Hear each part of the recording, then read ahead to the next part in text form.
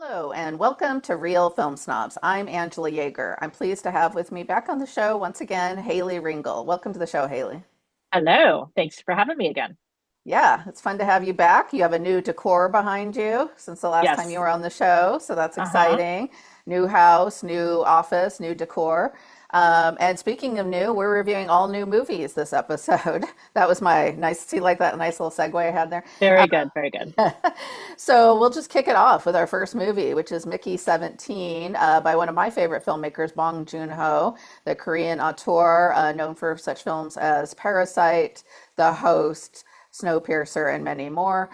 This is his newest film, English language. It's his third English language film, and it stars Robert Pattinson as a man who joins a space colony as a quote unquote expendable, which is a disposable worker who gets cloned every time he dies for research purposes. And the film is centered on the 17th version of this particular clone who goes on an adventure. And it has lots of really great actors in this film. Naomi Aki, Stephen Yoon, Toni Collette, and Mark Ruffalo, who's playing a kind of creepy mix, I would say. To me, it seemed like a mix between Musk and Trump.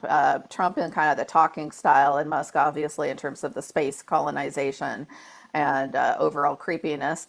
Toni Collette is Mark Ruffalo's creepy wife, and Stephen Yoon is quote unquote Mickey's best friend, who is also a creep. Actually, everyone in this movie is kind of creepy, which I think is probably one of the reasons the studio has struggled to sell it to American audiences, because there isn't like a ton of likable characters in the movie. Luckily, I Yeah. don't, that kind of thing doesn't really bother me. It's a science fiction black comedy. I would say it kind of, to me, it seems like a mix of Snowpiercer and Okja. Okja because of the cute animals, and the when they get to this colony, there's an alien species already there, and they call them the Creepers, which reminded me a lot of his film Okja. And then Snowpiercer, of course, with the kind of like sci-fi, but also the class issues, which are predominant in all of Bong Joon-ho's films. This one is really on the nose in terms of like the haves and the have-nots and the really wealthy versus obviously Mickey 17 is the bottom of the barrel, right? He's literally an expendable. He Yeah. gets less food than other people. He's treated literally like at one point he's still alive and they still throw him into the incinerator. So I liked this movie, but it is by his standards, and I've seen all of his feature films, and he's rarely made a movie below a four-star movie. By his standards, I would say it's a weaker effort, Mhm. because I think one of the issues is, and I alluded to it earlier, is that the characters are maybe not, despite the length of the movie, as fleshed out as I would like them to be. Mickey is kind of a dope, so it's like he's likable, but is he the hero you want to follow for 2+ hours? And so that's one of my issues. My other big issue with this movie, and I won't say spoiler alert because I'm not going to actually spoil it, but I will just say that I really didn't like the ending. I felt like, considering the dark places the movie was going, that the ending felt very Hollywood to me. And Yeah. I'll be curious to hear what you thought of it, Haley. Yeah. So I saw a sneak peek of the film, and of course I just dropped this. So I have my Mickey 17 poster. Yeah.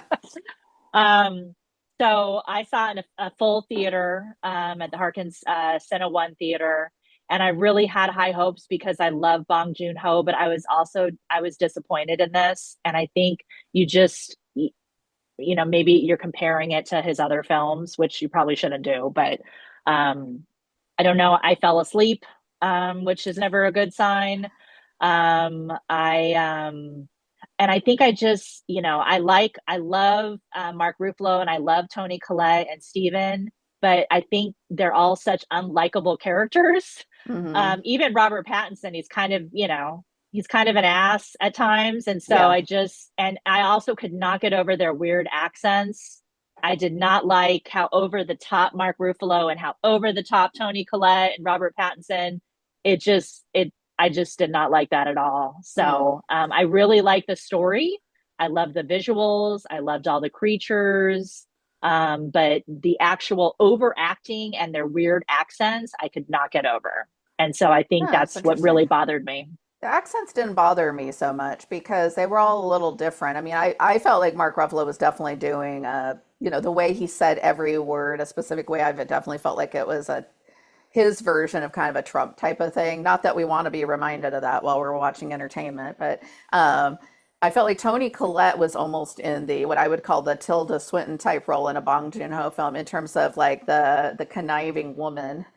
Yeah, And I love Toni Collette, but I I don't love her. but she's not Tilda Swinton. I don't know. There was her character seemed very similar in a way to me to the Tilda Swinton's character in Okja. Like she wants to use these animals and make sauces and experiments, which is and I kept Yeah. thinking Tilda Swinton was so much more convincing in that movie. So yeah, there's some flaws here, and Robert Pattinson's a good actor, and I think he does a good job. He has to play dual characters because he's playing Mickey 17 and 18 at the same time, and he does a Hmm. good job in that you immediately know, even though they're exactly the same, looking which one is which just from his mannerisms. So he's a good actor. He's good in it, but even like the love relationship with Naomi to me didn't really work. I didn't feel like there was any chemistry between them. I didn't feel invested in their relationship. So I think the writing was a little bit weak. And like I said, considering how dark his movies can be and often are, to me, the Hmm. ending, all of a sudden to be like, and yay, we did I don't want, again, I'm trying not to get it all the way, but it's very Hollywood and very Yeah, wrapped up in a bow. And I was sitting there going, really? Like, this is the I know. ending. We're all going to be like one big, I mean, not that I needed everyone to maybe die, although I did think that maybe could be a great ending is that the aliens, because like, get the hell off our planet and Yeah, threw us out because that's what I think yeah. would have been appropriate. But I felt like that ending seemed very forced to me to compare to the darkness of what's going on in the movie. So it's And since this is his first film after Parasite, and Parasite was such an amazing movie, I don't know if he felt like he had to do a more Hollywood type film because Parasite won Best Picture and I don't know. It definitely, I didn't think it was half as good as Parasite. I was no, really no, it's not disappointed. half as good as most of his films, honestly. I Yeah, mean, and yeah, so and it's like I'm giving it 3 stars, but I think for him, like, and again, this is kind of unfair because if it was another director, I might have been like, hey, it's a 4 star movie by their standards. By his standards, I feel like it's a 3 star movie, and maybe that's yep, unfair to him, but it's, hey, you've set the bar high, and so we expect yep, good things from you, exactly. So When you come off the high of Parasite and this is your next thing, I mean, you can't do anything but compare it to the last one. And I was just like, this just fell short for me. yeah, and the actors aren't as, I mean, even though he has a great cast here, I kept thinking about all the emotional highs and lows of Parasite too, where you felt really emotionally invested in the characters, and I didn't. No matter how many No. times Mickey died, I was just like, okay, I didn't care, and I did Hmm. want bad things to happen to Mark Ruffalo's character, but and luckily they did, so because he's pretty awful, but like, Yeah. but we kind of saw that coming, right? So yeah, three Yeah. star movie for me, and one I can recommend people go see. But I definitely feel like maybe people who aren't that familiar with his work will like it more. I don't know if you heard other people from your audience reactions. See, saw it with people who were fans, and so we Yeah. were all mostly disappointed. But like, I could imagine someone who isn't that, maybe especially people who haven't seen Parasite or The Host or some of his greatest films, might be like, "What was wrong? This was great." I mean, I Yeah. And don't I know. did hear that. I think it's definitely more of a mainstream film. So if you have a more mainstream audience, I think they will like it more. Yeah. But I did hear a guy afterwards. He's like, that was great. I loved Robert Pattinson. And I was like, oh, okay. To each their own. The friend that I went with, who watches a lot of movies, she was disappointed as well. So, Hmm. yeah. So there you go. Okay, Yep. so we'll move on to our next film, which is yours here. Yes. So I also got to see a sneak peek of this. It's called My Dead Friend Zoe, and it tells the story of Merritt, who's played by Sonequa Martin Green, and Zoe, who's played by Natalie Morales. They're best friends who are serving together in Afghanistan in the army. Obviously, the title, Zoe dies. You don't really find out what happened until further in the film. And Merritt is back home, fortunately, she's dealing with PTSD, living life with her dead friend Zoe, who is around her all the time. Um, talking to her. It's kind of like she's still alive, but obviously no one else could see her except for Merritt. And then Merritt is also dealing with her grandfather, who's as stubborn as she is and has his own health issues. So there's kind of a lot of stuff going on. But I loved it. I This really hit, it hit all the feels for me. It's based on a true story with kind of a twist. The director writer Kyle Hausmann-Stokes is an Iraq War veteran and paratrooper who was awarded a Bronze Star, and he dealt with the loss of his close friend.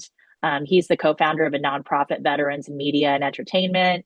I think this is an issue that uh, definitely needs to be dealt with. Veterans dealing with PTSD, finding purpose after their service, especially in this local administration where funding is being cut everywhere.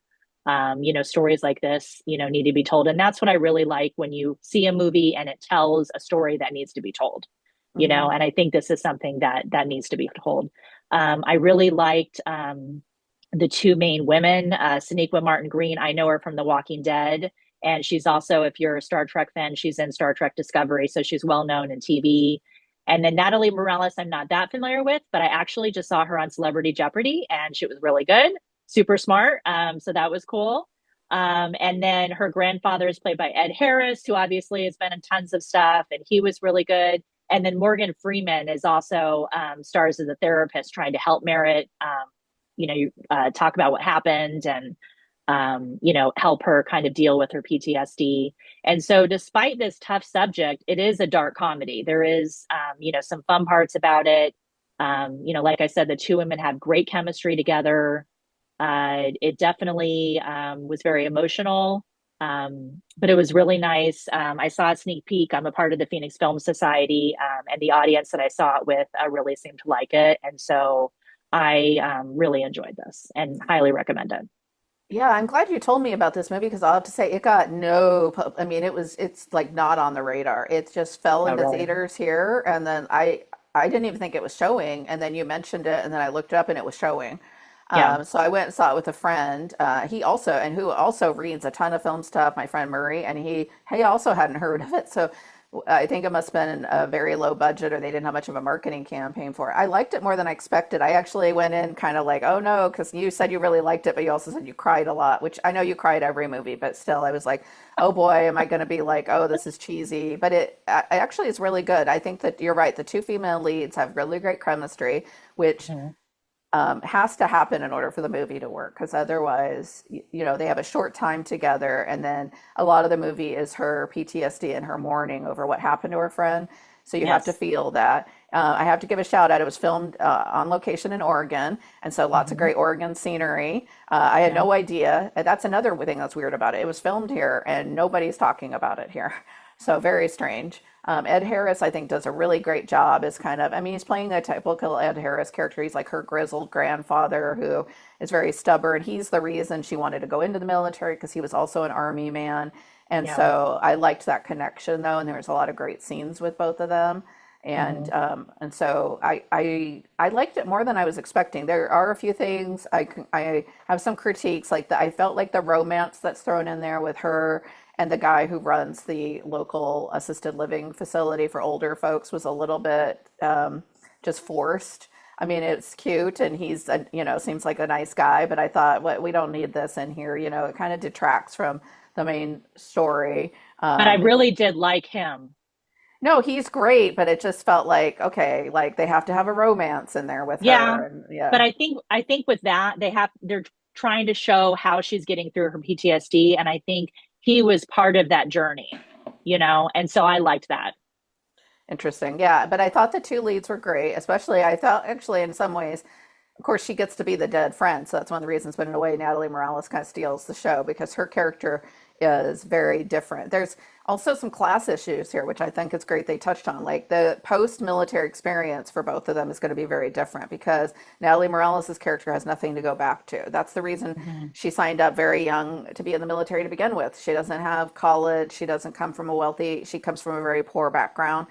Yeah. whereas the other character, Merritt, played by Sonequa Martin Green, is, she's not rich, but her family has this lake house. She gets accepted into college in Oregon. She has plans post-military service, and so Yeah. that makes a big difference. And like you said, it's dealing with some of these issues of PTSD, depression, and suicidal tendencies in veterans, which they give statistics at the end. So it is a message movie, which I tend to be like, but it's an I love important message message. movies. Oh, I know you do.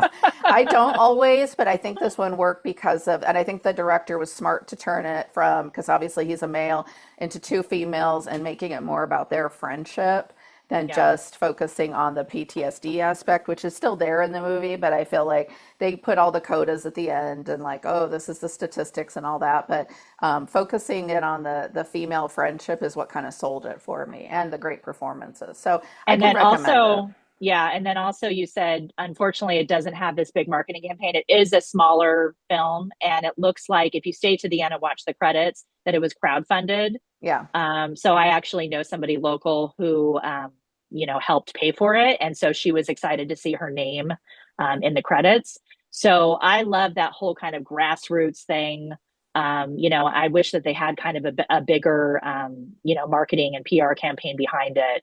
But that's why shows like this, it's good to, promote these Well, great kind of yeah. movies. And honestly, the fact you crowdfunded your movie, you still got Ed Harris and Morgan Freeman in there. I mean, Morgan Freeman's character is really small, but Ed Harris is a pretty major part of it, and he's no slough. He's a great Yeah, actor. You yeah. know, although sometimes it's a little depressing to me to see these actors I grew up with playing like old men with Alzheimer's, which is his character in this. But he is an old man now, so he's playing old man roles, but Yeah. but he's still able to do exercise his acting chops, which I appreciated. So And I anyway, also I recommend love, it. I love watching the credits. And so this is a good one to sit through the credits because there's a lot of information and, so Yeah, they I have a feel way like to that's donate part of at the the film. end. Yeah, yeah. Yes, yes, Okay, so we'll move on to our next one. yes. So the next one is Longlegs, which is directed by Osgood Perkins. And this is about FBI agent Lee Harker, who's played by Micah Monroe, is a gifted new recruit assigned to the unsolved case of an elusive serial killer. The case takes complex turns, unearthing evidence of the occult. Lee discovers an unsettling personal connection to the killer and must race against time to stop him before he claims the lives of another innocent family. The actual horror villain is played by Nicolas Cage, but you'd never know it because he's completely unrecognizable. And I really think this is one of his best performances in years because I'm not a big Nicolas Cage fan. And the lead, Micah Monroe, is fantastic. She's been in a bunch of different horror movies, including It Follows. So she works with fellow Agent Carter, who's also played by Blair Underwood, who's obviously, gorgeous, and he's really good in everything that he's been in. And the director and writer Osgood Perkins is also an actor and writer who stars in Nope, and he wrote the screenplay for The Monkey, which is another horror movie that's out right now. And so I really like this film. I'm really big into horror. It definitely took some weird turns, but I thought it was creepy. It kind of reminded me a little of like American Horror Stories, which is a TV show that I watch. But I did like the main character and kind of how intuitive she was. You know, and it Nicolas Cage was like really creepy as, the Longlegs character. So I thought it was a fun horror movie, not the best, but it was, it's a fun one if you're into horror. I think it's definitely one to watch. Yeah, I liked it. It's way better than The Monkey. So I'll just say that Oh, I right off the haven't seen front. The Monkey. I know. Okay. Well, I saw it recently and it's not that good. So he's going downhill already. Hopefully his next one's better. But I liked Longlegs. I didn't love, so I saw it in the theater when it first came out, and there was a ton. I mean, the people were going crazy for this movie on social media, and the critics even like, oh, it's so scary. And so one of the problems when movies are hyped like that, and I get scared pretty easily, is I was going in waiting to just be like scared the pants off me, and that didn't happen. Yeah. Um, it's very creepy. I would say it's more creepy Yes. than scary, mainly Yes. because of Yes. Nicolas Cage's character, which you're like, and I am a Nicolas Cage fan because because he's willing to do stuff like this, in part because he's such an off-kilter actor. You just never know what he's going to bring to the table, and here he just brings a totally different character. So I thought it was great, and I I liked a lot of aspects of this. There's a theme of in his movies, of Osgood Perkins movies, of loss of like family members, and that's here in this one. It's a very big part of the monkey. Hmm. He's the son of the famous actor Anthony Perkins from the movie Psycho, and he lost his father at a somewhat young age, and then he lost his mother in 9/11. And I only bring this up because I feel like this has shaped him as a filmmaker and a writer quite a bit, this amount of Yes. like loss. He has this interesting style of writing that I think works better here than it does in The Monkey, where everyone talks, including the main female lead character, in almost kind of a it's kind of hard to describe, but it's not a natural type of speaking. That he has people talking in kind of a stilted manner, and at first Hmm. you're like, "Is everyone hypnotized in this movie? What's going on?" He does it a lot in Monkey too, but it's here in Longlegs. I remember the main lead, like she's very kind of like stoic, and times, and so and you think at first is it because she's an See, FBI. I didn't get that. Oh, really? Yeah, Yeah. it's a definitely stylized type of dialogue that he writes for characters. So, but yeah, definitely if you're a horror fan, it's on streaming now. I would check it out. Definitely one of the better horror movies of the last few years. Not a Hmm. four-star movie, but a good Hmm. movie. Yeah, and I saw it on streaming too. I didn't see it in the theaters, so Yeah. Okay, yeah. so we're on a horror. I almost thought like, oh, let's do a horror episode, but it didn't work out that way. So our next one's also a horror film, Heretic, also from 2024, just came out on Max on streaming, Hmm. and also a one by kind of a new director, Scott Beck and Bryan Woods. They're from the Midwest and they wanted to make a movie that dealt with religion, but also in kind of a fun way. It stars Sophie Thatcher and Chloe East as two Mormon missionaries who attempt to convert a man, played by Hugh Grant, in a scene-stealing performance, who is more dangerous than he seems. So they knock on his door. They go to his door because he has expressed interest. So they're not; these aren't just cold calls. These are people that have expressed interest in maybe hearing more about the Church of Latter-day Saints. So they go to his house and lo and behold, he's a major creepster. I don't want to give too much away because when I saw this movie, and again, I saw this one in the theater, I didn't know much about it going in other than Hugh Grant was getting like rave reviews for his performance. And I think the two women are very, very good as well. Hmm. Both are actually ex-Mormons in real life. So they brought that, Oh, they I didn't wanted it realize to that. be a realistic depiction, which I think they did a good job of that. It's not a lot of movies talk down about religion. And this one, it takes their faith seriously. It also Hmm. takes Hugh Grant's lack of that very seriously. And he puts together kind of this labyrinth puzzle in his house that they have to get through.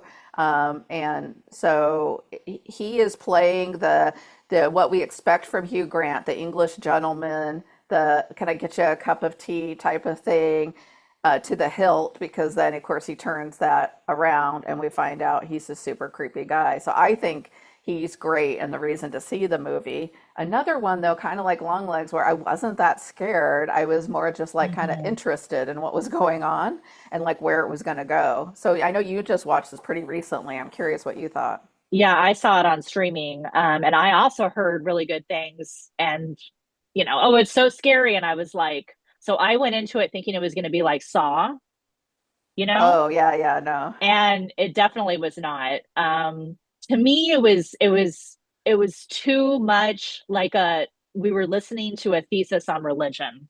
Huh.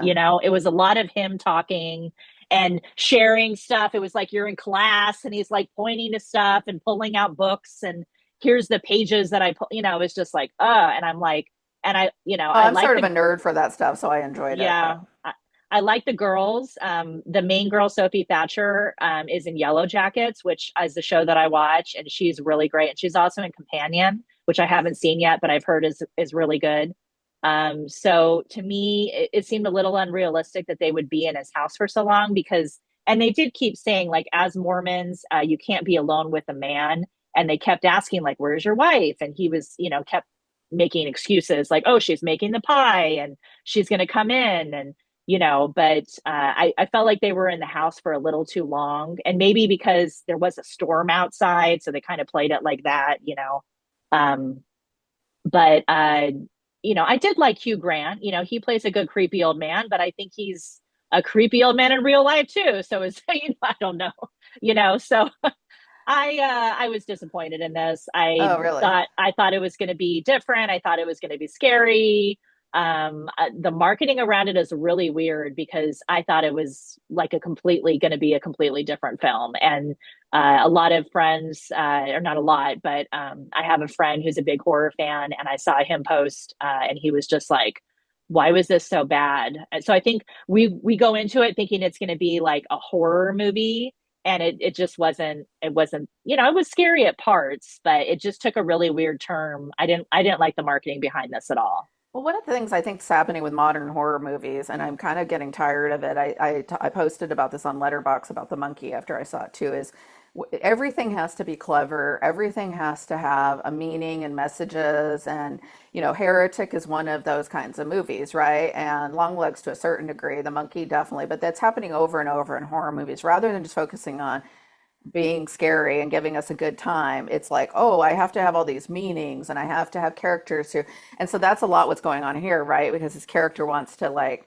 talk about religion and explore what is it really about, and it's really about power structures and power dynamics. And then I'm gonna, there's horror elements in this movie for sure. I mean, there's Yeah, bloody definitely. things that happen, but it's like, Yeah. okay, what happened to just like scaring the pants off of us? Like Halloween, like Michael doesn't, he just goes around slashing people. He doesn't have any motivation. He doesn't have a religious treatise he's trying to prove, or a treatise about power or dynamic. It's just like he's just slashing people, right? Or whatever. But like, I'm not saying everything has to be a slasher movie either, but it's just like focus more on scares and maybe some good characters rather than like making everything and then the other thing is everyone thing has to be is laced with irony and has to be like this wink wink, and there was a lot of that going on here too, like, oh, which door do you go through and how, and it's just so I feel like that's a problem with a lot of modern horror that I'm seeing. And I'm like, I just watched recently one of Romero's Day of the Dead movies, and it was way scarier than any of these movies. And I was watching it, and I was like, just give me some good zombies that want to just like chew your eyeballs out or something. I don't know. Like maybe they think audiences are too jaded for that, but I think it's still possible to scare people. So anyway, And Mark, one thing that was interesting in the credits, because I'm a big credits fan, is I saw it said no generative AI was used in this film. So I yeah, thought they're that was putting that on a lot interesting. of movies now. Yeah, Yeah, it's a new thing they're starting to do because there's so much critique of using that, particularly in a movie like that where you think, okay, how did they build this house? Like, because it's also like, how big is this house? Because from the outside, it oh, just looked like the small little house, and then they get yeah. inside and there's all these dungeons. You're like, what happened here? That So was yeah, another thing. I'm like, really? He's going to have this huge house with all these different passageways and like, I don't know. yeah, no, it's definitely. You brought up So, It Follows earlier, which the actress from Longlegs said, now that's a great horror movie. That one scared me yes, when I saw it. yes, And yes. again, it's an idea, and you just take the idea all the way through. That's Mhm. what they did in It Follows. Here, they start with a different idea, and then by the end, I'm like, oh, we're in a totally different place than we started. It gets so wrapped up in all these convolutions, it forgets to like scare us and just follow an idea of these girls in this house with this creepy guy through. Yep, So yep, yeah, I think that's a big problem of it. But anyway, yeah. I actually recommend. I think I gave it 3 stars when I first saw it, and I guess I'd go with that. But it's not a great film. I won't. I won't pretend. Probably what is it like more 2 stars for you or something or? Yeah, yeah, Probably. Okay. Well, we yeah. have to wrap up, but I appreciate you being on the show, Haley. It sounds Of like for course. you, maybe My Dead Friend Zoe was your big pick for this time. Yes, And definitely. yeah, so A must definitely see. check that Yes. out in theaters, folks, if you can. A good, it's actually tends to be a feel-good movie. It's a drama, kind of inspirational message movie. As Mhm. always, check out our website, reelfilmsnobs.com, and click subscribe on our YouTube page. Just hit that little bell. You'll get notified when we have upcoming episodes. Thank you very much. Have a great day and great movies. Bye.